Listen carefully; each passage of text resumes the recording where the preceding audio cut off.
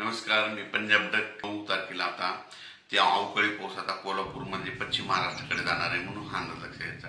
पण राज्यातल्या सर्व शेतकऱ्यांना सांगू इच्छितो की त्यांचा कांदा काढणी चालू आहे, हळद काढणी चालू आहे, भुईमूग काढणं चालू आहे। तर तुम्हाला एक सांगू इच्छितो की तुम्ही काय करा, 11 मे पर्यंत तुम्ही तुमचा भुईमूग असेल, कांदा असेल काढून झाकण्याची तयारी ठेवा।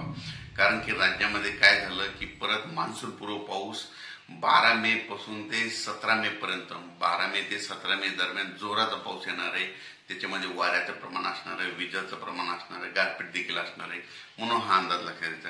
तो पाऊस सांगायचा झाला तर मध्ये जास्त म्हणजे आता हा जसा उत्तर महाराष्ट्राकडे, विदर्भात, मराठवाड्याकडे पाऊस पडला तो जास्त म्हणजे दक्षिण महाराष्ट्राकडे जास्त पाऊस पडणार आहे। म्हणजे सांगायचं झालं तर म्हणजे सोलापूर जिल्हा, लातूर जिल्हा, नांदेड जिल्हा, परभणी जिल्हा, त्याच्यानंतर हिंगोली, बीड, आष्टी, त्याच्यानंतर सातारा, सांगली, सोलापूर, कोल्हापूर, त्याच्यानंतर पुणे जिल्हा, नगर जिल्हा, त्याच्यानंतर बीड जिल्हा, तसेच म्हणजे कोकणात ह्या भागात जरा जास्त पडणार आहे म्हणून हा अंदाज लक्षात घ्यायचा।